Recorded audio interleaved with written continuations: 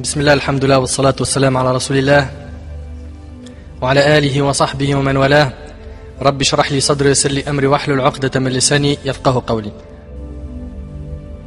Mes frères et sœurs, je vais aborder avec vous un sujet délicat mais indispensable.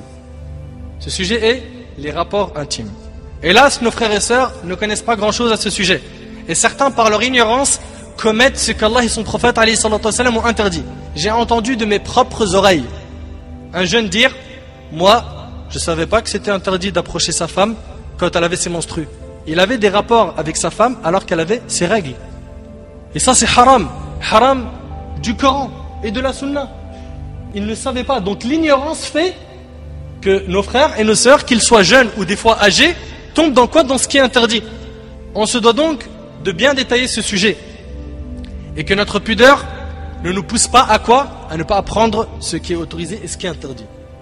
Mes frères et sœurs, avant de détailler ce sujet, prenez bien ce conseil de ma part, que votre pudeur ne vous empêche pas d'apprendre la science, d'apprendre ce qui est autorisé et de connaître ce qui est interdit. D'accord? En islam, sachez que la haya fi, pas fi din, fi l'ilm, li'anna ad-din kulluhu haya. D'accord? Faut pas dire la haya fi din, c'est une grande erreur qui est répétée dans la bouche de plusieurs personnes. Ils disent point de pudeur dans la religion. La religion, elle parle que de pudeur. La religion, elle incite à être pudique. Walakin, c'est point de pudeur dans la science. Dans la science, tu poses tes questions d'une manière propre et, bi'idhnillah, on te donnera la réponse. Clair? Salama radiyallahu anha a dit au prophète alayhi salatu wasalam, au prophète, elle lui dit: Inna Allah la yastahi min al-haq. Elle a dit: Allah n'a pas honte de la vérité. La femme doit-elle se laver quand elle a fait un rêve? Elle parle ici du rêve qui engendre la sortie du liquide. Ça aussi, ça existe chez les femmes, pas que chez les hommes. Il se peut qu'elle voit un rêve qui lui fasse sortir le liquide que l'homme sort quand il voit le même rêve. Donc la femme ici, Salama, elle dit, regarde l'intro, elle lui dit: ô prophète, Allah n'a pas honte de la vérité. La femme doit-elle se laver quand elle a fait un rêve? Il alayhi salatu wassalam répondit: oui, si le liquide est visible. Ô envoyé de Dieu, la femme éjacule-t-elle? Regarde ce que la femme elle dit. Donc on voit que la pudeur ne l'a pas empêché de poser des questions sur des choses qui sont importantes. Là il s'agit de science. D'accord? Donc point de pudeur dans la science. Ô envoyé de Dieu, la femme éjacule-t-elle? Oui, répliqua le prophète alayhi salatu wassalam, sinon grâce à quoi son enfant lui ressemblerait-il? Rapporté par Bukhari et Muslim.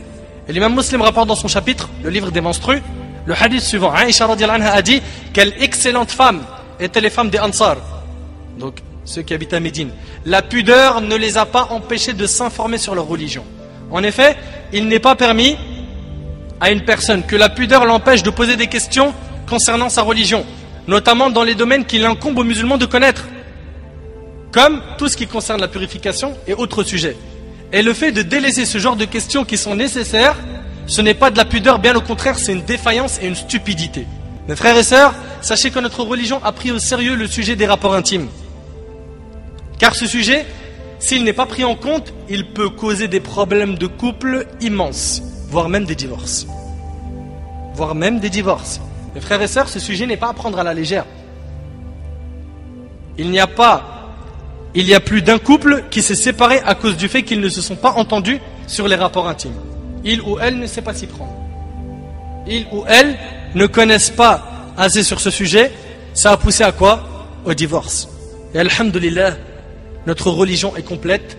Il n'y a pas un bien qui existe sans que notre religion nous l'ait indiqué. Et il n'y a pas un mal qui existe sans que notre religion nous ait mis en garde contre celui-ci. L'islam nous a tout enseigné.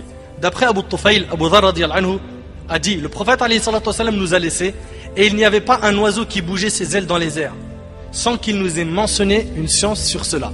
Et le prophète alayhi salatu wassalam a dit: il ne reste rien qui rapproche du paradis et qui éloigne de l'enfer sans que je ne vous l'ai certes montré.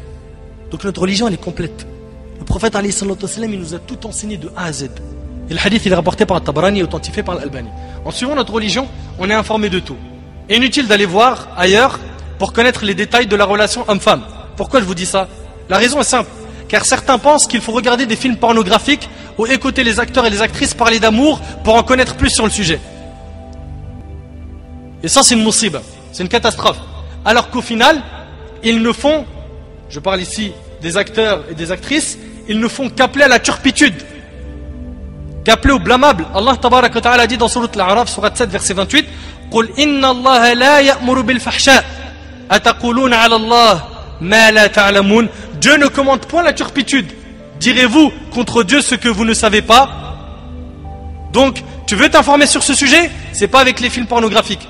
Tout ça, au contraire, ça va te mettre des mauvaises idées et ça peut faire tourner très très mal ton couple. Parce que tu vas construire sur du haram, sur des idées diaboliques, sur des choses qui sont malsaines, sur des choses que notre religion a interdites et pour des raisons qui sont nobles. Sache, mon frère, qu'avant de commencer le rapport intime avec ton épouse, qu'il faudra que tu fasses une invocation. Mon frère, toi qui m'entends, avant d'avoir des rapports avec ton épouse, tu te dois de faire une dua, une invocation. C'est une sunna, la preuve, au rapport d'Ibn Abbas radiyallahu anhuma qui disait que le prophète alayhi salatu wassalam avait dit, si l'un de vous souhaite avoir des rapports intimes avec sa femme, qu'il dise Bismillah, Allahumma jannibna shaytan, wa jannib shaytan ma razaqtana. Au nom d'Allah, Seigneur, éloigne Satan de nous et éloigne Satan de ce que tu nous offriras. Comme quoi? Comme progéniture.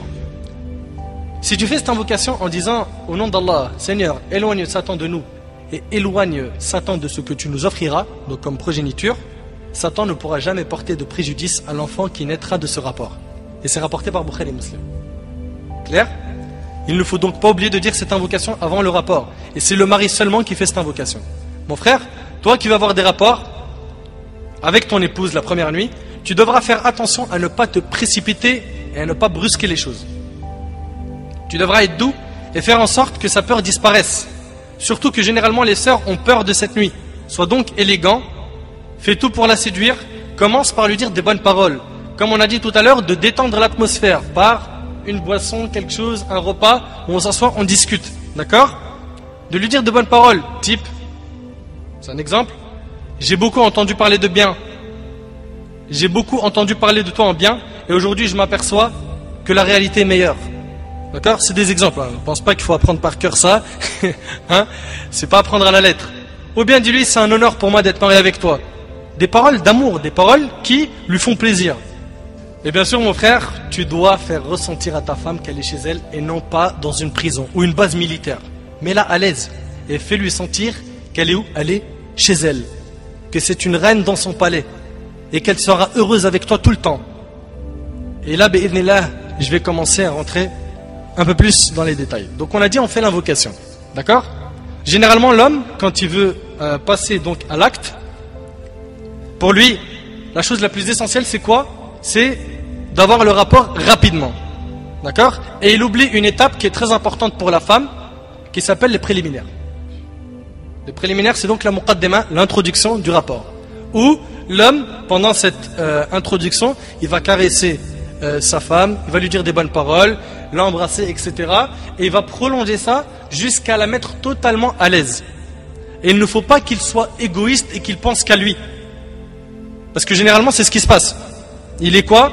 Égoïste, il veut rapidement assouvir à ses envies, d'accord?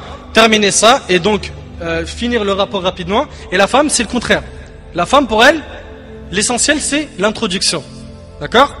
Et elle veut se sentir aimée. Et elle veut se sentir dans les bras de son mari, etc., etc. Chose que l'homme ne comprend pas forcément ou qu'il n'a pas en tête.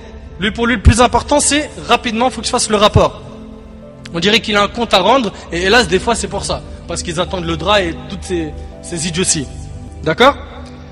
Donc la femme, elle a besoin de douceur. Et plus tu vas faire l'objet de l'attention de ta femme, d'accord, que tu seras gentil avec elle, etc., plus tu vas l'estimer, plus elle va sentir les sentiments qu'il y a dans ton cœur, plus tu vas lui faciliter ce premier rapport avec toi. Clair? C'est très important ce que je suis en train de vous dire, les frères. Wallah al-Azim, c'est très important. L'homme, pour lui, le rapport, c'est beaucoup plus physique. Et la femme, non. La femme, elle a besoin d'être préparée psychologiquement.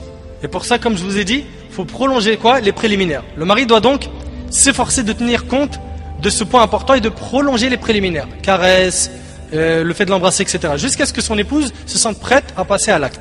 Dans le cas où l'homme s'y prend mal, il se peut que cela provoque un blocage à sa femme. Un blocage. Et ça peut la suivre toute sa vie. Mon frère, fais tout pour comprendre ta femme, surtout la première nuit. Ne sois pas brusque. De même, sache que ce n'est pas une obligation que tu déflores ta femme la première nuit. C'est pas une obligation. Ça, c'est très important. C'est pas une obligation. Et sache aussi qu'il est possible qu'après ton premier rapport, que la femme ne saigne pas. Il ne faudra pas que l'homme soit brutal, car il risque de faire très mal à son épouse et elle devra l'aider afin qu'il puisse la déflorer. D'accord? Dans le cas où la femme ne saigne pas la première nuit, qu'il sache que c'est des choses qui arrivent. C'est des choses qui arrivent. Ça ne veut pas automatiquement dire qu'elle l'a trompé, qu'elle a eu un passé noir, etc. Non, c'est des choses qui arrivent. Il y a des sœurs qui perdent l'hymen par du sport. D'accord? Ou d'autres qui ont du mal à, à tout simplement percer l'hymen. Il prend plus de temps que d'autres femmes. Donc non, n'est pas directement de mauvaise pensée. Dans le cas où la femme ne saigne pas la première nuit, qu'il sache que c'est des choses qui arrivent et qu'il ne faudra pas trop forcer et peut-être même qu'il faudra reporter à la nuit suivante. D'accord? Et de cette manière, la femme, elle va voir que c'est pas quelqu'un qui veut simplement l'utiliser, qui veut juste son physique. Non, il n'y a pas de problème. Si ça se fait pas aujourd'hui, on peut le reporter à demain. C'est très important et ça joue beaucoup dans la psychologie de la femme. Mais si toi tu forces et tu fais tout pour finir ça et que tu déflores ta femme la première nuit, il se peut que ça lui laisse des grandes séquelles et qu'elle se souvienne de cette nuit comme étant une nuit noire. Comme étant une nuit noire. Puis une fois que tu auras réussi à déflorer ta femme, fais-la sentir que tu es proche d'elle et que tu l'aimes, en la prenant dans tes bras, en étant doux et en t'abstenant d'avoir des rapports avec elle intimes, d'accord, pendant au moins les 2 jours qui suivent. D'accord? Pourquoi? Parce que la douleur, elle la suit. Et après, en fonction de ses sentiments à elle, d'accord, tu vois ça. C'est-à-dire que si elle en ressent le besoin, le 2e ou le 3e jour, eh ben, tu vois en fonction de la demande et du besoin. Mais sinon, les 2 jours qui suivent la défloration, vaut mieux ne pas avoir de rapport avec l'épouse. Pourquoi? Parce qu'il y a encore la douleur. Mon frère, sache que tu as le droit de faire ce que tu veux avec ta femme durant les rapports intimes, excepté 2 choses. Écoutez bien. Il y a 2 choses qui sont haram et il y a des textes dessus dans les rapports intimes. Vous savez c'est quoi? 1. La sodomie, barakallahu fik. C'est donc le rapport anal. 2. C'est, barakallahu fik, d'avoir des rapports avec sa femme quand elle a ses menstrues. D'accord? Ces 2-là, c'est haram. Il y a des textes dessus qui sont clairs, du Coran et de la Sunna. D'accord? Ça, c'est les 2 choses qui sont interdites. En dehors de ça, il n'y a pas de texte. Après cela, on rentrera, Inch'Allah, dans les détails. Donc ta femme, tu as le droit de jouir d'elle sans t'approcher de 2 choses. 1, la sodomie, et 2, de l'approcher quand elle a, c'est quoi? C'est menstrué. Quand je dis l'approcher, c'est d'avoir un rapport avec elle. D'accord? Avec pénétration. Et donc, tout le reste est permis. Ta femme est un vêtement pour toi. Et tu es un vêtement pour elle. Un vêtement. T'as vu quand tu l'enfiles, t'as vu la proximité, t'as vu comment elle est proche. Et c'est pas mes paroles. Allah tabaraka wa ta'ala dit dans Surat al-Baqarah, Surat 2, verset 187, Hunna libasun lakum wa antum libasun lahun. Elles sont un vêtement pour vous et vous êtes un vêtement pour elles. Elles sont très proches de vous. Comme l'a dit Al-Sheikh Sa'di rahimahullah. D'accord? Tu la touches, donc elle est proche de toi, tu dors avec elle, etc. Donc, l'homme peut jouir de sa femme dans toutes les positions qu'il souhaite. Mais, à une condition, c'est que ce soit dans le vagin, dans sa partie génitale. La preuve, Allah tabaraka wa ta'ala dit dans Surat al-Baqarah, Subhanallah, tu vas voir avec moi que notre religion elle est complète de A à Z et que tout, quand je te dis tout, c'est jusqu'au bout, tout a été enseigné par la religion. Allah dit dans Surat al-Baqarah, Surat 2, verset 223, Nisa'ukum harthun lakum, fa'tu harthakum anna shi'tum, wa qaddimu li anfusikum, wattaqullah, wa alamu annakum mulaquh, wa bashiril mu'minin. Allah il dit, vos épouses sont pour vous un champ de labour. Allez à votre champ comme vous le voulez et œuvrez pour vous-même à l'avance. Craignez Dieu et sachez que vous le rencontrerez et fait gracieuse annonce aux croyants. Ibn Abbas, radiyallahu anhu, en commentant ce verset, il a dit, quand Allah subhanahu wa ta'ala dit, allez à votre champ quand vous le voulez, il a dit, allez à votre champ veut dire le vagin. D'accord? Vos épouses sont pour vous un champ de labour. Lorsque le prophète alayhi salatu wassalam récitait ce verset, il disait, écoutez bien ce qu'il disait alayhi salatu wassalam, et ça montre que point de pudeur dans la science. Écoute ce qu'il dit alayhi salatu wassalam, pour pas qu'une personne dise, mais comment est-ce qu'on peut parler de ces choses-là? Regarde ce qu'a dit le prophète alayhi salatu wassalam. Il a dit, en récitant ce verset, il disait, par devant, par derrière, ou couché, il parle ici de quoi? De rapport intime, par devant, par derrière ou couché, bien sûr il est interdit d'avoir le rapport anal, la sodomie. Toute position est autorisée en islam. Ne te limite pas donc à une seule position pendant tes rapports. Ça c'est très important. Ceux qui sont mariés, on leur recommande de ne pas se limiter à une position et de considérer le rapport comme un art. Prends plaisir avec ta femme et casse la routine. Ça veut dire que l'homme n'est pas dans l'obligation d'avoir tout le temps le rapport intime avec sa femme dans son lit. Non. Il peut, s'il a des enfants et qu'ils ont dormi, le faire dans une autre pièce. Il peut s'habiller d'une manière attirante et elle aussi. Et d'ailleurs, on leur recommande d'être attirants l'un envers l'autre. Clair? Et le verset qu'on vient de citer, vos épouses sont pour vous un champ de labour, a plusieurs causes de révélation. Parmi les causes, selon Abdullah ibn Abbas radiyallahu anhu, il dit, à l'époque, il y avait un quartier parmi les Ansar. Les Ansar, c'est les habitants de Médine, qui vivaient à proximité d'un quartier de juifs qui sont des gens du livre. Et Al-Ansar, à l'époque, adoraient les divinités. D'accord? Et ils imitaient les juifs dans beaucoup de leurs faits et gestes, car ils les considéraient comme des gens de science. Et parmi les choses que faisaient les gens du livre, c'est qu'ils n'avaient des rapports avec leurs femmes qu'en position couchée. Car ils disaient que c'est ce qui cachait le mieux la femme. D'accord? Les Ansar, ils faisaient leur rapport que couchés. Et ce quartier d'Al-Ansar a été imprégné de ce que faisaient ces juifs. Quant aux Quraysh, donc ceux qui vivaient à la Mecque, eux faisaient autrement durant leur rapport avec leurs femmes. Ils pratiquaient plusieurs positions, donc ils ne faisaient pas ça simplement couchés.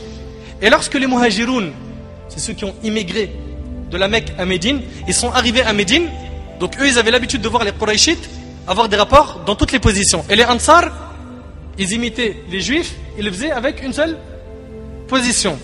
Donc les Muhajiroun, quand ils sont arrivés à Médine, un homme parmi eux s'est marié, parmi les Muhajirines. Il s'est marié avec une femme parmi les Ansar. Et regarde un petit peu le clash. Et cet homme de Quraysh a voulu pratiquer avec sa femme ce qui était connu comme pratique chez lui. Elle lui a reproché cela et lui a dit, nous ne faisons des rapports avec la femme qu'étant couchés. C'est tout. Fais cela ou bien délaisse-moi. Jusqu'à ce que soit parvenu au prophète alayhi salatu wassalam ces paroles, puis Allah a révélé, vos épouses sont pour vous un champ de labour, allez à votre champ comme vous le voulez. C'est-à-dire que c'est pas limité par une position. Clair? C'est-à-dire par devant, par derrière ou couché en visant l'endroit d'où vient l'enfant. Cela est une explication d'Abdullah ibn Abbas et ce hadith il est rapporté par Abu Daoud avec une chaîne de transmission authentique. De même que parmi les causes de la révélation de ce verset, on rapporte de Jabir radhiyallahu anhu qui disait, les juifs disaient que si l'homme prend sa femme par derrière dans le lieu licite, attention, je ne parle pas de la sodomie, les juifs disaient que si l'homme prend sa femme par derrière dans le lieu licite, l'enfant naîtra strabique. Ça veut dire quoi? Ahwal. Ahwal, ça veut dire qu'il a un défaut de la vision dû à un problème de parallélisme, de l'axe visuel des deux yeux. Alors le verset de la sourate Al-Baqarah fut révélé. Allah a dit, vos épouses sont pour vous un champ de labour, allez à votre champ comme vous le voudrez, rapporté par Bukhari Muslim. Et le prophète alayhi salatu wassalam disait, par devant ou par derrière si c'est dans le vagin. Ça c'est le Nabi alayhi salatu wassalam qui le dit. Donc on voit bien que ces choses-là, comme lui les enseigne, nous aussi on doit les enseigner. Nous aussi on doit les enseigner. Ibn Abbas radiyallahu anhu rapporte, Omar ibn Khattab radiyallahu anhu vint dire au prophète alayhi salatu wassalam, ô messager d'Allah, j'ai péri. Et qu'est-ce qui a causé ta perte? Demanda-t-il, sallallahu alayhi wa sallam. Omar dit, j'ai tourné ma monture cette nuit. J'ai tourné ma monture cette nuit. C'est-à-dire qu'il a eu un rapport avec sa femme, mais de quoi? De par derrière.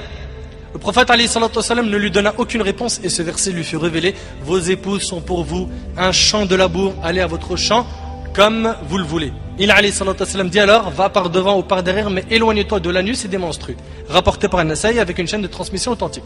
Donc on comprend de ces textes qu'on a le droit d'avoir des rapports par n'importe quelle position tant que cela se fait dans la partie intime de la femme, la partie génitale, le vagin. Mon frère, dans le cas où tu as un rapport avec ta femme et que tu jouis rapidement et que tu désires finir rapidement le rapport, prends ton temps et laisse l'occasion à ta femme de jouir elle aussi et de prendre du plaisir. Et comme on a dit, prolonge les préliminaires, prolonge-les. Pour ce qui est du nombre de rapports intimes à avoir avec sa femme, cela n'a pas été déterminé dans les textes de notre religion. C'est-à-dire qu'il n'y a pas un texte qui dit tu dois le faire minimum une fois par jour, ou une fois par semaine, ou 2 fois par jour, ou autre. Non. Par contre, cela se fait selon la capacité de l'homme et la femme et selon leur désir à enregistrer. Selon, la capacité de l'homme et la femme, et selon leur désir. Il y en a qui sont capables, et ressentent le besoin d'avoir des rapports tous les jours, d'autres tous les 2 jours, d'autres tous les 3 jours, etc. L'essentiel, c'est que l'homme satisfait sa femme et vice-versa.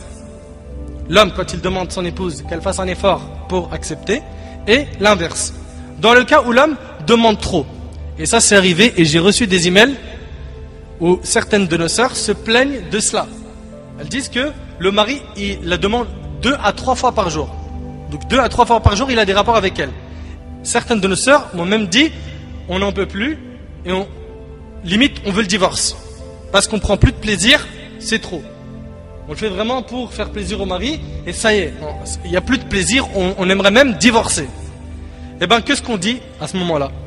On dit que la règle générale, c'est que la femme, elle doit obéir à son mari. Le prophète, alayhi salatu wassalam, il a dit que quand l'homme demande sa femme, et que sa femme se refuse à lui, qu'est-ce qui se passe la nuit? Les anges la maudissent. Et dans une version, Allah est en colère contre elle. D'accord? Et pareil, quand la femme demande l'homme, c'est des 2 sens. L'homme aussi doit répondre à la demande. D'accord? Ils se sont mariés, les 2 ont ses envies, ses besoins. Faut combler ce besoin. Mais le problème, c'est que c'est vrai, l'homme a tendance à demander plus que la femme. La femme peut patienter sur les rapports, elle peut ne pas avoir d'envie pendant plusieurs jours, voire une semaine ou autre. Mais l'homme, lui, généralement, il a plus d'envie. D'accord?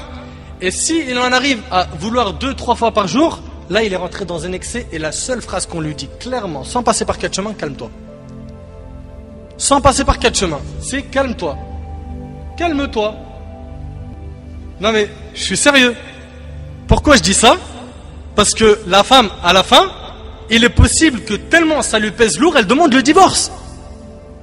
Subhanallah, dans cette chose-là, il y a un juste milieu. Et en plus, il est possible, je n'accuse pas les frères qui sont comme ça, mais il est possible que cela ne vienne pas du néant. Ça veut dire qu'il y a quelque chose qui cause ses envies. Alors qu'ils se remettent en question. Je pense que les intelligents ont compris. Qu'ils se remettent en question. D'accord?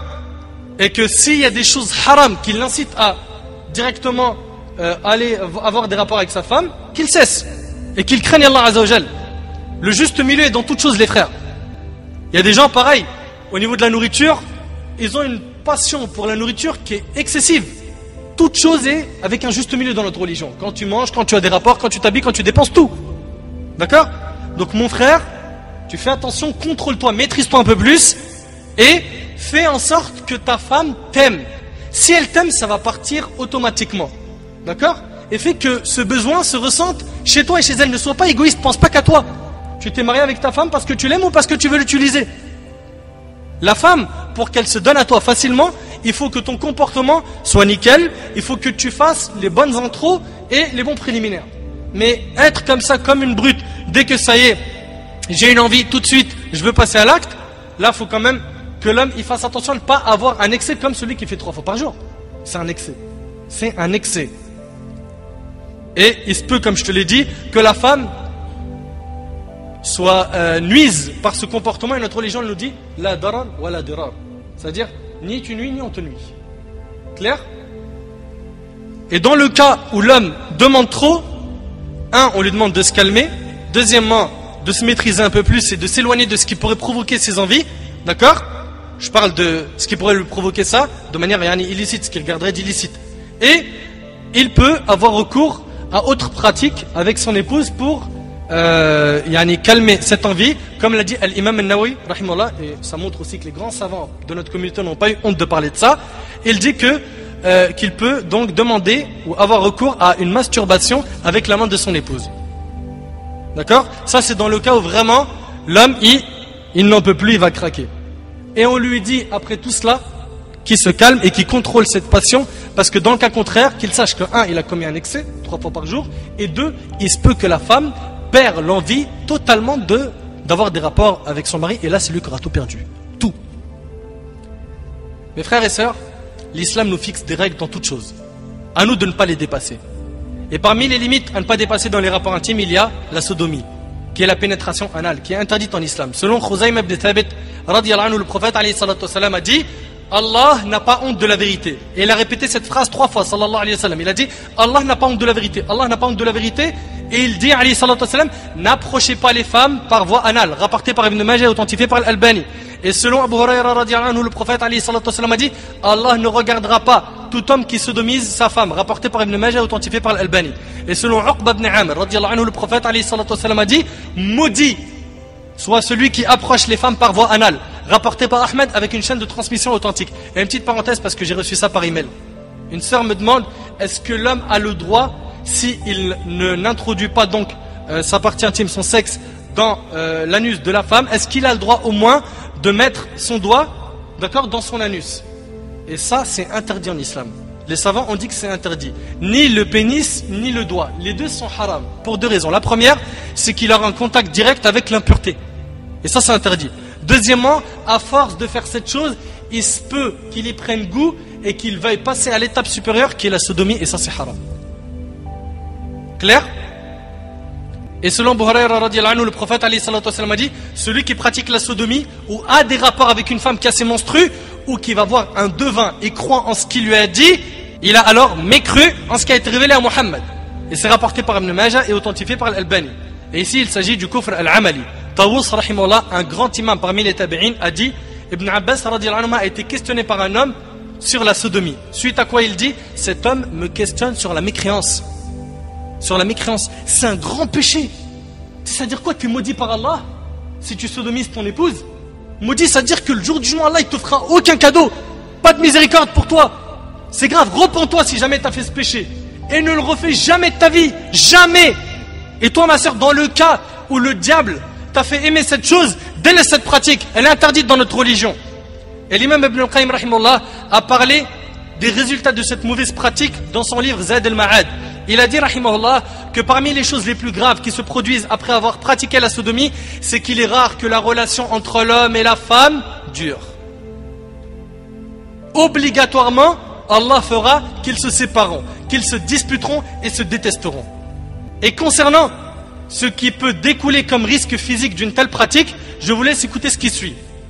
Quant à la sodomie, qui est un rapport intime pratiqué par l'anus et qui est tout aussi interdite, écoute bien, les médecins rapportent qu'ils sont eux aussi à risque bien supérieur de transmission d'infections sexuellement transmissibles comme le VIH. Comme le VIH. Mais en plus, entraînent des hémorroïdes, des déchirures et des fissures de l'anus qui sont des maladies qui durent longtemps, parfois toujours, qui reviennent souvent, même après traitement, qui sont extrêmement douloureuses et saignantes, surtout lorsque la personne va aux toilettes pour faire ses besoins. Encore pire, cette pratique déviante qu'est la sodomie est une cause maintenant reconnue du cancer de l'anus. Écoute bien, du cancer de l'anus, et lorsqu'elle est forcée ou violente, elle peut aller jusqu'à entraîner une incontinence fœtale. C'est-à-dire que la personne subissant la sodomie ne contrôlera plus son anus et aura des fuites de sel sans pouvoir se retenir. Tout cela provient de sources scientifiques bien fondées. T'as vu? Donc rappelez-vous du danger de la sodomie dans ce bas monde et dans l'autre. Et sachez aussi que le fait d'avoir des rapports avec son épouse pendant qu'elle a ses menstrues est interdit en islam. La preuve, Allah tabaraka wa ta'ala a dit dans Surat al-Baqarah, Surat 2 verset 222, وَيَسْأَلُونَكَ عَنِ الْمَحِيدِ قُلْ هُوَ أَذَى فَاعْتَزِلُوا النِّسَاءَ فِي الْمَحِيدِ وَلَا تَقْرَبُوهُنَّ حَتَّى يَطْهُرْنَ فَإِذَا تَطَهَّرْنَ فَأْتُوهُنَّ مِنْ حَيْثُ أَمَرَكُمُ اللَّهُ إِنَّ اللَّهَ يُحِبُّ التَّوَّابِينَ وَيُحِبُّ الْمُتَطَهِّرِينَ. Et il t'interroge sur la menstruation des femmes. Dis, c'est un mal, éloignez-vous donc des femmes pendant les menstrues et ne les approchez que quand elles sont pures. T'as pas le droit d'avoir des rapports avec elles, c'est Allah qui le dit. Quand elles se sont purifiées, alors cohabitez avec elles suivant les prescriptions de Dieu, car Dieu aime ceux qui se repentent et il aime ceux qui se purifient. Anas radiyallahu anhu rapporte que chez les Juifs, lorsque la femme avait ses menstrues, ils l'isolaient dans une chambre, ne lui donnaient ni à manger ni à boire, et ils ne mangeaient et ne buvaient pas avec elle. Et c'est là qu'Allah tabaraka wa ta'ala révéla, et il t'interroge sur la menstruation des femmes, dit c'est un mal. Éloignez-vous donc des femmes pendant les menstrues. Puis le prophète alayhi salatu wasalam a dit, ne les faites pas sortir de la maison et faites toutes choses avec elles sauf les rapports intimes. Et je vous rappelle que selon Abu Huraira radiyallahu anhu, le prophète alayhi salatu wasalam a dit, celui qui pratique la sodomie ou a des rapports avec une femme qui a ses menstrues ou qui va voir un devin et qui croit en ce qu'il lui a dit, il a alors mécru en ce qui a été révélé à qui? À Muhammad. Et c'est rapporté par Ibn Majah et authentifié par Al-Albani. Et l'imam Shawkani rahimahullah a dit, il n'y a pas de divergence chez les gens de science sur le fait qu'il n'est pas permis d'avoir des rapports intimes lorsque la femme a ses menstrues. Il n'y a pas de divergence. C'est interdit, c'est haram. Dans le cas où ta femme a ses menstrues, tu n'as pas le droit d'avoir des rapports intimes avec elle. Et dans le cas où un homme a des rapports intimes avec sa femme alors qu'elle a ses menstrues, par faiblesse de foi, qu'il sache qu'il a commis un péché et qu'il doit une expiation, une kafara. La preuve, selon Ibn Abbas radiyallahu anhu, le prophète alayhi salatu wassalam a dit, celui qui a des rapports avec sa femme qui a ses menstrues, qu'il donne 1 dinar ou la moitié d'un dinar, rapporté par Abu Daoud et authentifié par Al-Albani. Et pour ce qui est de savoir combien cela fait en monnaie, cela fait environ 40 rials saoudiens. Ça fait environ 10 € comme expiation. Certes, c'est pas beaucoup, mais tu as le péché qui est comptabilisé. Tu as le péché qui est comptabilisé. Mon frère, j'espère que tu as compris que tu n'as pas le droit d'avoir des rapports intimes pendant que ta femme a ses menstrues. Et d'ailleurs, tu n'as pas le droit d'en avoir jusqu'à ce qu'elle se lave. Il ne suffit pas que le sang s'interrompt. D'accord? Elle avait ses règles pendant par exemple une semaine. Elle a plus de sang, tu n'as pas le droit de l'approcher jusqu'à ce qu'elle fasse son bain, sa douche. C'est clair? Cette opinion est celle d'Al-Jumhur, la majorité donc des 4 écoles, contrairement à Abu Hanifa, et l'avis le plus fort est celui de la majorité des 4 écoles. Et sachez, et ça c'est un côté scientifique par les médecins, écoutez bien, et sachez que les rapports intimes pratiqués alors que la femme a ses menstrues sont à grand risque de transmission d'infections sexuellement transmissibles et entraînent sur la durée des blessures sur les zones du sexe de l'homme qui sont en contact prolongé avec ce sang. Subhanallah, on voit en fait que notre religion, quand elle nous interdit quelque chose, c'est pour notre bien. T'as vu? Les médecins, ils le confirment. Notre religion, elle a devancé la médecine et elle a devancé leur découverte depuis 1400 ans. On n'a rien à apprendre de chez eux, on a tout à leur enseigner. Comprenez-le, sois fier d'être musulman, regarde, subhanallah. Par contre, une info très importante, si ta femme a ses menstrues, tu peux jouir d'elle en faisant tout, sauf le rapport intime, c'est-à-dire la pénétration. La preuve, Aïcha radhiyallahu anha a dit, quand l'une de nous, elle parle des épouses du prophète alayhi salatu wasallam, quand l'une de nous avait ses menstrues et que l'envoyé de Dieu alayhi salatu wasallam désirait entretenir des rapports intimes avec elle, il lui ordonnait de s'envelopper d'un izar. Ça veut dire quoi? Ça veut dire qu'elle mettait, et c'est rapporté par Muslim, elle mettait un vêtement, donc un tissu ou un vêtement, un intermédiaire de son nombril, d'accord, au genou, et le prophète alayhi salatu wasallam faisait tout à part la pénétration. Clair? Il faisait tout. Et ça, c'est rapporté par les mêmes musulmans.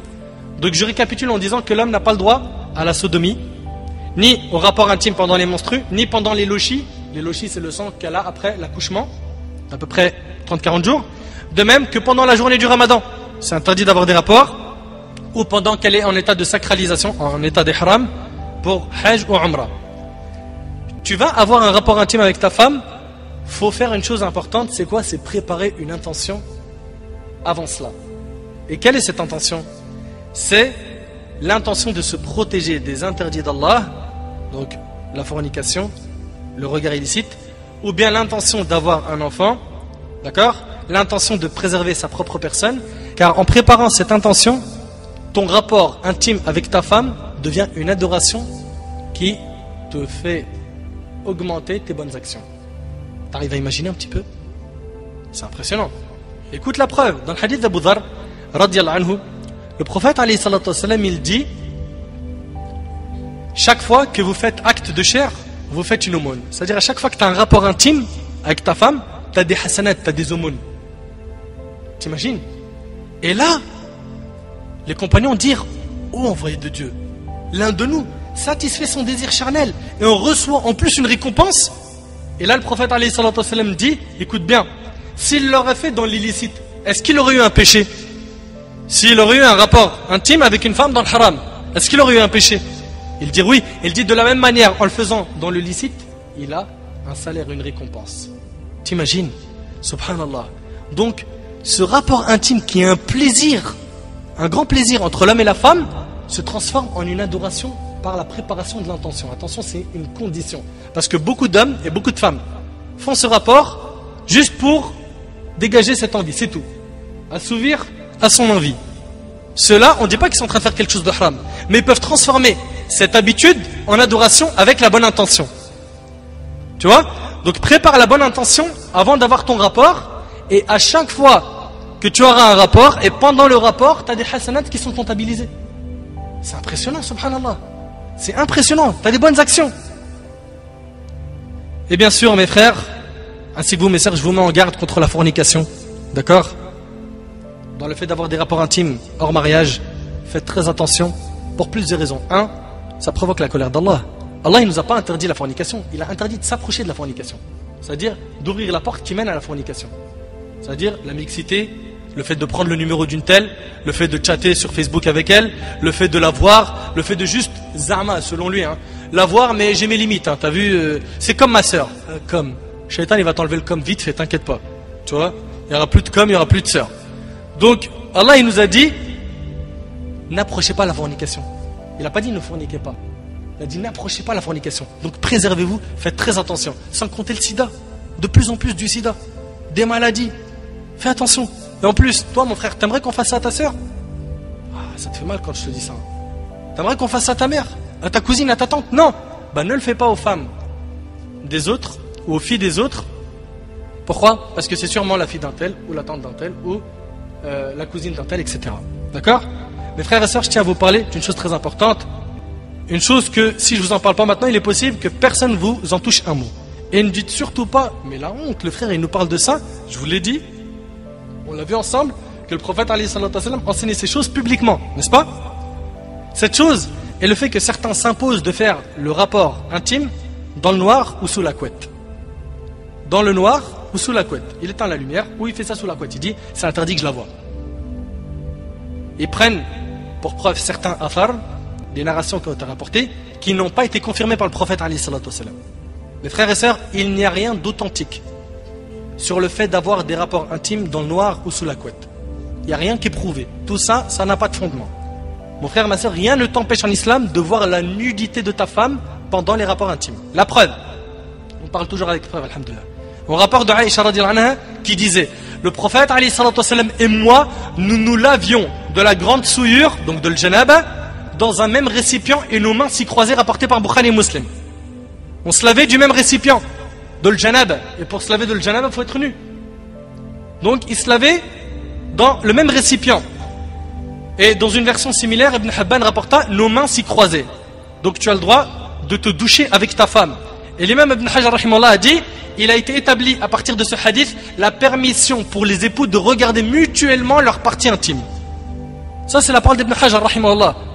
Il dit que l'homme, il a le droit de voir la nudité de sa femme et l'inverse. Il n'y a aucun problème. Et de prendre une douche avec elle, sans problème. D'accord? L'homme a donc le droit de voir sa femme nue et l'inverse est permis. Et selon Hakim ibn Hizam, une deuxième preuve, d'après son père, je demandais au envoyé de Dieu, que nous est-il permis de laisser apparaître de nos parties honteuses, donc de nos parties intimes? Et que nous est-il demandé de cacher?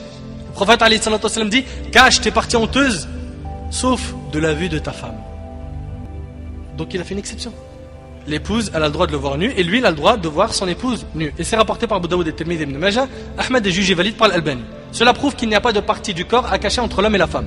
Mes frères et sœurs, dans le cas où un homme désire, après avoir eu un rapport avec son épouse, d'en avoir un autre. D'accord? Il a eu un rapport, on va dire par exemple une demi-heure, une heure après, il désire en avoir un autre. Le prophète alayhi salatu wassalam recommande de faire ses ablutions entre les deux rapports. La preuve, on rapporte d'Abi Sa'id al-Khudri radhiyallahu anhu qui disait, le prophète alayhi salatu wassalam a dit que celui parmi vous qui a des rapports intimes avec sa femme et qui veut en avoir de nouveau, fasse les ablutions, donc les ablutions normales entre les deux, rapporté par Muslim. Et Al-Hakim ajouta, c'est stimulant pour revenir. Donc c'est plus stimulant, quand tu fais tes ablutions, tu te mets de l'eau dans le visage et tout, ça te réveille, ça stimule encore plus pour avoir un deuxième rapport. D'accord? Ça c'est recommandé, c'est pas obligatoire. Donc si tu as un rapport, tu vas en avoir un deuxième, il est recommandé de faire quoi? Les ablutions entre les deux. Mais si l'homme fait le ghusl, donc les grandes ablutions, entre les deux rapports, cela est meilleur. La preuve, selon Abu Rafi' radhiyallahu anhu, le prophète alayhi salatu wassalam fit le tour de ses épouses. Donc il a eu un rapport avec elles, toutes ses épouses, se lavant chez celle-ci et chez celle-là. Se lavant chez celle-ci et chez celle-là. Je lui ai demandé, ô messager d'Allah, ne te contentes-tu pas d'un seul lavage? Et il alayhi salatu wassalam répondit, c'est meilleur, plus pur et plus propre. Rapporté par Abu Daoud avec une chaîne de transmission fiable. Tiens, une question à poser qui est importante. À partir de quel moment l'homme et la femme sont en janaba, en impureté majeure? À partir de quel moment? Quand le frère il dit quand le liquide sort. Faux. Contact, c'est-à-dire que l'homme juste touche la femme. La pénétration de quoi exactement? tout le sexe du gland, barakallahu fik. C'est très important, c'est un détail très très important. Le prophète alayhi salatu wassalam, il a dit إِذَا الْتَقَى الْخِتَانَانِ فَقَدْ وَجَبَ الْغُسْلِ. Il a dit dans le hadith de Aïcha radhiyallahu anha qui est rapporté par Ibn Majah et authentifié par l'Albani, lorsque les deux organes génitaux se rencontrent, le lavage devient obligatoire. Ça veut dire que à partir du moment où il y a la pénétration du gland de l'homme dans le vagin de la femme, là à ce moment-là c'est fini. Les grandes ablutions sont obligatoires même s'il n'y a pas de liquide spermatique qui sort de l'homme. D'accord? Juste le fait de pénétrer le gland dans le sexe de la femme, c'est fini. Tu dois faire les grandes ablutions. Même s'il n'y a pas eu de sortie de liquide. Donc, l'homme, quand il pénètre sa femme, comprenez-le bien, que le ghusl devient obligatoire que si à peine le gland rentre dans le sexe de la femme. Même s'il n'y a pas une pénétration complète, le ghusl est obligatoire. À partir du moment où le gland est rentré dans le sexe de la femme. C'est bien compris? Et bien sûr, s'il y a pénétration sans éjaculation, le ghusl est quand même obligatoire. S'il n'y a pas de pénétration et qu'il y a le liquide qui sort, là, le prophète alayhi salatu wassalam, il a dit innamal ma' minal ma'. Ça veut dire que les grandes ablutions se font quand le liquide sort. D'accord? Si le liquide ne sort pas, il n'y a pas de grandes ablutions à faire. C'est clair? Et c'est rapporté par Bukhari et Muslim selon Abu Saïd. Et on rapporte d'Abu Hurayra radhiyallahu anhu que le prophète alayhi salatu wassalam avait dit celui qui a des rapports intimes avec sa femme doit se laver. D'accord? Mais Muslim ajouta même s'il n'éjacule pas. Mon frère, dans le cas où tu es junub, donc en impureté majeure, ne dors surtout pas avant de laver ta partie intime, donc ton sexe, et faire au minimum tes ablutions. La preuve, Aïcha radhiyallahu anha rapporte, lorsque le prophète alayhi salatu wassalam était en état de janaba, donc quand il a eu un rapport, il ne dormait pas et ne mangeait pas avant de faire le ghusl, donc les grandes ablutions. Ou ses ablutions comme pour la prière, rapporté par Bukhari et Muslim. Ne dors pas en état d'impureté majeure.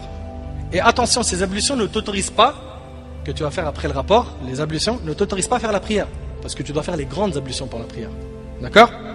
Et ça ne t'autorise pas aussi à lire le Coran. Ça n'enlève pas la janaba, mais ça la diminue. Wadih? Et concernant le fait de faire les ablutions avant de dormir, lorsqu'on est en janaba, c'est fortement recommandé et non obligatoire selon Al-Jumhur, la majorité des savants. Et écoute, Ibn Omar rapporte, Omar demanda au prophète alayhi salatu wassalam, l'un de nous peut-il dormir en état de janaba, donc en impureté majeure? Le prophète alayhi salatu wassalam répondit, oui s'il fait ses ablutions, rapporté par Bukhari et Muslim. Ça veut dire que tu veux dormir en état d'impureté majeure, tu peux, mais fais au moins tes ablutions. Et c'est c'est général pour l'homme et la femme, pas que pour l'homme. D'accord? Les deux, ils feront leurs ablutions. Et même s'ils ne font pas leurs ablutions, ils ne sont pas tombés dans le haram. D'accord? Mais ce qui est recommandé, c'est au moins de faire les ablutions, de se laver la partie intime avant de dormir. Et regarde ce hadith avec moi, selon Ammar, le prophète alayhi salatu wassalam a dit, il y a 3 types de personnes que les anges n'approchent pas. Le cadavre du mécréant, celui qui est inondé de khalouk, c'est celui qui se parfume avec les parfums de femmes, et celui qui est en état de janaba, sauf s'il fait ses ablutions. Ces 3-là, les anges ne les approchent pas. C'est rapporté par Abu Daoud et jugé valide par l'Albani. Aïcha radhiyallahu anha rapporte lorsque le prophète alayhi salatu wassalam était en état de janaba, donc en impureté majeure, et qu'il désirait dormir, il faisait ses ablutions ou le tayammum. Il trouve pas d'eau, il fait le tayammum, les ablutions sèches. C'est pour te montrer qu'il insistait dessus et c'est rapporté par le Bayhaqi. Tout cela pour diminuer la souillure et la janaba. Et selon Aïcha radhiyallahu anha, le prophète alayhi salatu wassalam dormait alors qu'il était en état de janaba sans même toucher d'eau. Ça lui est arrivé au prophète alayhi salatu wassalam de dormir sans toucher d'eau, c'est-à-dire il n'avait pas fait ses ablutions ni les grandes. Clair? Et c'est rapporté par Abu Daoud, Tirmidhi, Ibn Majah et authentifié par l'Albani. C'est pour te montrer que tout est autorisé, mais il est recommandé de faire quoi? Tes ablutions minimum, le mieux c'est de faire le ghusl. Clair? Et pour ce qui est du ghusl, vous savez comment on le fait? C'est hyper facile. Premièrement, tu te laves les mains. D'accord? Puis les parties intimes, donc devant et derrière. Puis tu fais tes ablutions comme pour la prière. Tu te laves le crâne 3 fois. Tu fais verser de l'eau sur tout ton corps. Tu fais verser de l'eau sur tout ton corps. D'accord? Et bien sûr, dans le ghusl, tu vas faire tes ablutions. Et il y aura al-madmada wal istinshaq. Tu vas donc te laver la bouche et le nez. Clair? Ça c'est donc pour ce qui est du ghusl. Mes frères et sœurs, on vous a parlé de la sodomie, des rapports pendant les menstrues, de la nudité de l'homme et de la femme, mais Inch'Allah on va essayer de parler de tout. Concernant la masturbation, pour l'homme et pour la femme ils sont interdits, c'est haram, sauf si l'un le fait à l'autre dans le couple, d'accord, mais lui-même il n'a pas le droit de le faire. La preuve, Allah tabaraka wa ta'ala dit dans Surat al-Mu'minun, Surat 23 versets 5 à 7, Qad aflaha al-mu'minun, et ensuite il décrit qui sont les croyants, et ensuite il dit azza wa jal walladhina hum li furujihim hafidhun illa على أزواجهم أو ما ملكت أيمانهم فإنهم غير ملومين فَمَنِ ابْتَغَى وَرَاءَ ذَلِكَ فَأُولَئِكَ هُمُ الْعَادُونَ. Bienheureux sont certes les croyants. Qui sont les croyants? Allah il les décrit, puis après parmi leurs qualités, parmi les critères des croyants, c'est ceux qui préservent leur sexe de tout rapport si ce n'est qu'avec leurs épouses. Et le fait d'avoir recours à la masturbation, c'est le fait d'avoir un rapport avec autre que son épouse en utilisant ta main, et ça c'est haram. Parce qu'Allah il a dit quoi? Et qui préservent leur sexe de tout rapport si ce n'est qu'avec leurs épouses ou les esclaves qu'ils possèdent, car là vraiment on ne peut les blâmer. Alors que ceux qui cherchent au-delà de ces limites, c'est-à-dire ils cherchent en dehors de l'épouse avec sa main d'avoir des rapports, ceux-là sont les transgresseurs. Clair? Par contre, comme j'ai dit, la femme a le droit de masturber son mari, car ce n'est pas lui qui le fait. Clair? Pour ce qui est de l'amour oral, et ça on est obligé d'en parler, et comme on vous a dit depuis le début, point de pudeur dans quoi? Dans la science. L'amour oral c'est la fellation et ce qu'on appelle le cunnilingus. C'est de là, que dit l'islam dessus? Beaucoup de gens nous envoient des mails en nous disant mais finalement c'est halal, c'est haram, est-ce qu'il y a des textes dessus? Qu'est-ce qu'on fait? Certains savants disent que c'est autorisé sans problème, parce qu'il n'y a pas de texte qui interdit. D'autres disent non, c'est de la ressemblance aux musulmans, c'est une manière de ressembler aux occidentaux, c'est une manière illicite, c'est pas quelque chose de correct pour un musulman qui lit le Coran, de faire ceci, cela, etc. Donc finalement, qu'ont dit les savants dessus? Si on regarde ce sujet d'un point de vue religieux, sachez qu'il n'y a pas un texte qui l'interdit. D'accord? Mais par contre, il y a des efforts d'interprétation de certains savants. Donc déjà, pour dire que ces pratiques-là sont haram, il faut un texte. Il faut un nas shar'i. D'accord? Et on a vu que les deux choses qui sont interdites dans le rapport, c'est quoi? La sodomie et le fait de l'approcher quand elle a ses menstrues. Quand je dis l'approcher, je parle ici de pénétration. Mais qu'en est-il donc de la fellation et du cunnilingus? Pour ce qui est de ces deux choses-là, on vous l'a dit, que la règle est que l'homme et la femme ont le droit de jouir l'un de l'autre à partir du moment où aucun texte religieux ne leur interdit cela. D'accord? Mais par la permission d'Allah Azzawajal, j'ai pu retrouver les paroles des anciens sur le sujet, à savoir, qawl l'imam Malik rahimahullah, et inutile de vous dire qui est l'imam Malik, tout le monde le connaît très bien. L'imam Malik rahimahullah a dit, il est permis à l'homme de regarder la partie génitale de sa femme, à savoir donc le vagin, pendant le rapport, et il a dit dans une version, et de passer sa langue sur le vagin. Ça c'est ce que l'imam Malik rahimahullah il a dit. Et Al-Fannani al-Shafi'i de l'école shafi'ite a dit que l'époux est autorisé à jouir de toutes les parties de son épouse à l'exception de l'anus, d'accord?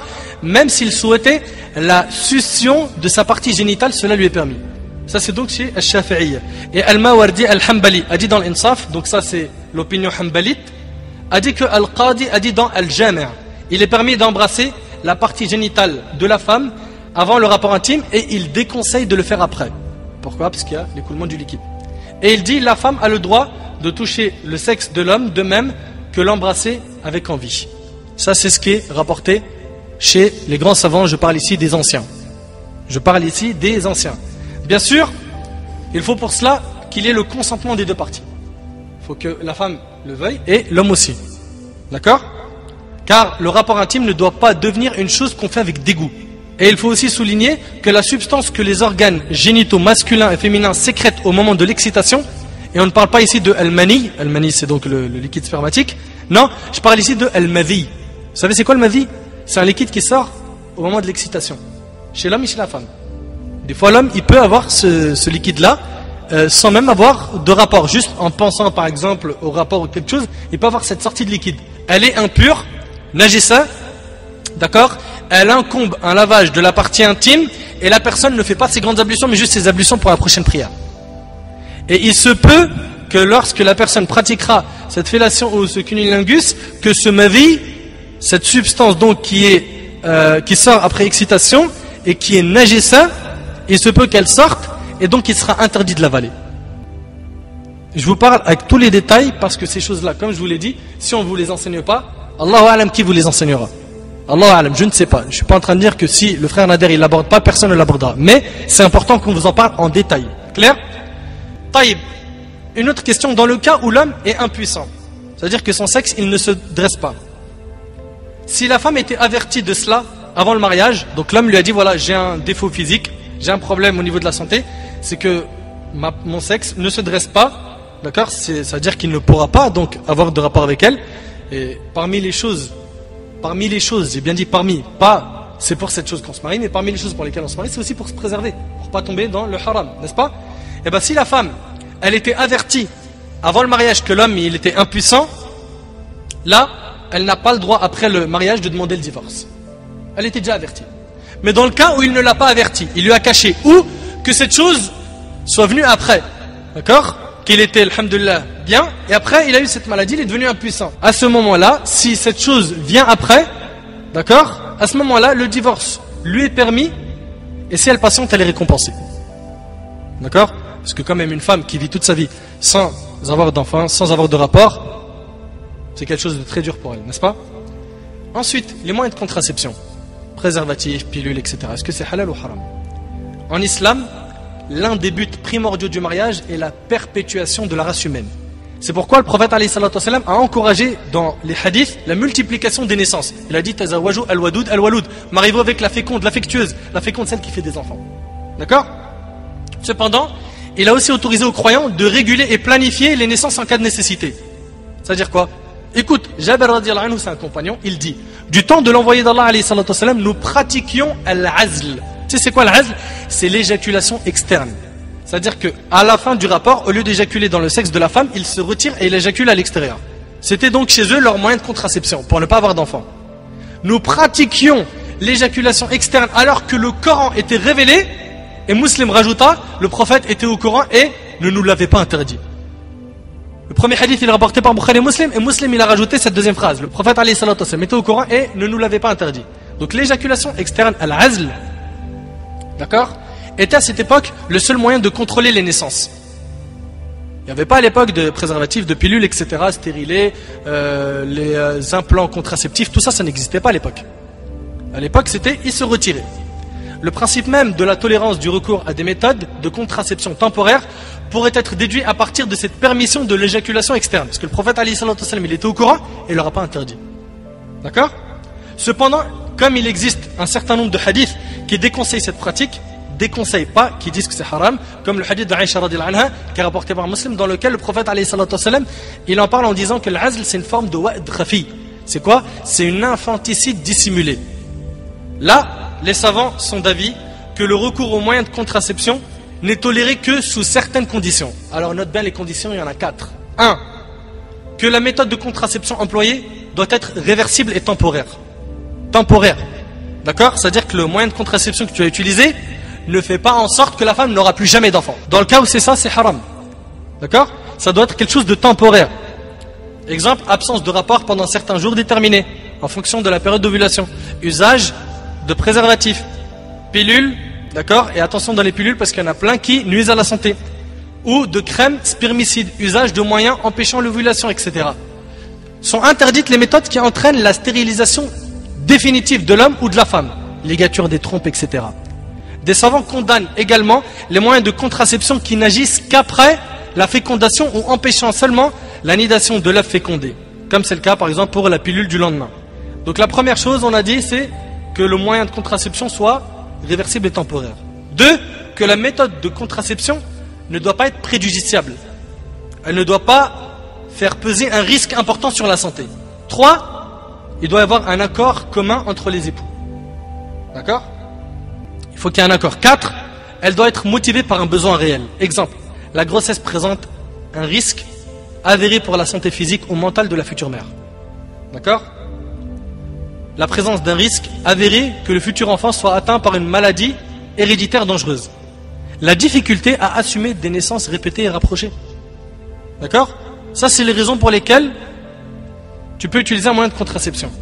Et sache une chose, c'est que même avec le moyen de contraception, si Allah il a écrit que tu auras un enfant, tu l'auras quand même. Le prophète alayhi salatu wassalam, il a dit, si Allah avait décidé qu'un enfant devait naître, tu ne pourrais jamais l'éviter. Jamais tu pourras l'éviter, quoi que tu fasses. Et c'est rapporté par Ahmad Abu Daoud et ceux qui ont donné la version. Clair? Mes frères et sœurs, on vous a parlé maintenant de tout ce qui est fellation, masturbation, etc., etc. Et là, j'ai une parenthèse très importante à faire. Après avoir eu des rapports intimes avec ton épouse, et toi ma sœur avec ton époux, attention à ne pas en parler aux gens, en leur racontant ce qui se passe entre vous. D'accord? Mon frère, ma soeur, racontez jamais aux gens ce que vous faites dans votre lit. Ça fait partie des grands péchés en islam. Écoutez ce hadith. Selon Abu Sa'id al-Khudri, le prophète alayhi salatu wassalam a dit, le jour du jugement, l'homme qui aura la plus mauvaise position auprès d'Allah est celui qui a eu avec une femme des rapports, donc en secret, et qui le divulgue par la suite. C'est rapporté par Muslim. Et Cheikh Al-Uthaymin dans le Sharh, il dit que c'est valable pour l'homme et la femme. Et Asma bint Yazid radiyallahu anha rapporte que le prophète alayhi salatu wassalam, écoute un petit peu, wallah, ce hadith il est impressionnant. Et Asma bint Yazid radiyallahu anha rapporte qu'elle se trouvait chez le prophète alayhi salatu wassalam alors que des hommes et des femmes étaient assis. Puis il alayhi salatu wassalam a dit, il se peut qu'un homme raconte ce qu'il fait avec son épouse.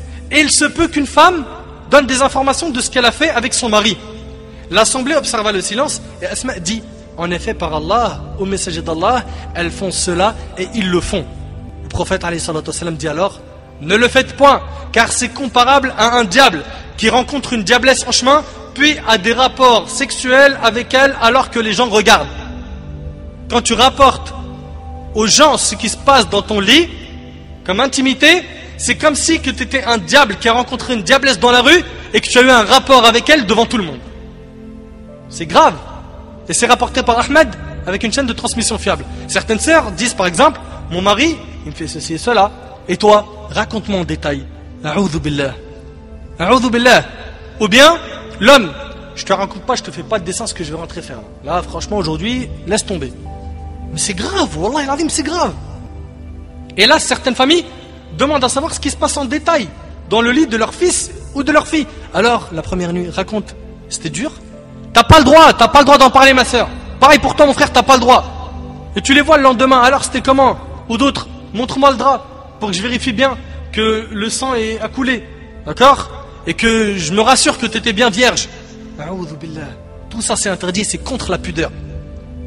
Voilà pour vous mes frères ainsi que vous mes sœurs un résumé de ce que vous devez connaître au sujet des rapports intimes, en espérant que cela soit bénéfique pour vous. J'espère ne pas avoir utilisé des mots qui étaient choquants et avoir utilisé les termes les plus propres possibles pour vous parler de ce sujet qui, comme vous avez vu, il est assez délicat et il fallait quand même vous en parler. Qu'Allah tabaraka wa ta'ala marie tous les célibataires de notre communauté. J'entends pas amin. Et qu'Allah azza wa jal fasse que leur mariage soit conforme au Coran et à la Sunna et qu'ils puissent mettre en pratique ce qu'on a pu dire aujourd'hui, d'accord, de faire un effort de se conformer au Coran et à la Sunna et qu'Allah azza wa jal fasse que ce rappel soit bénéfique même pour ceux qui sont déjà mariés. وأخيرا أسأل الله سبحانه وتعالى أن ينفعني بما قلت وأن ينفعكم بما سمعتم هذا ما أعلم والله عز وجل أعلى وأعلم سبحانك اللهم وبحمدك أشهد أن لا إله إلا أنت أستغفرك وأتوب إليك بارك الله فيكم والسلام عليكم ورحمة الله وبركاته.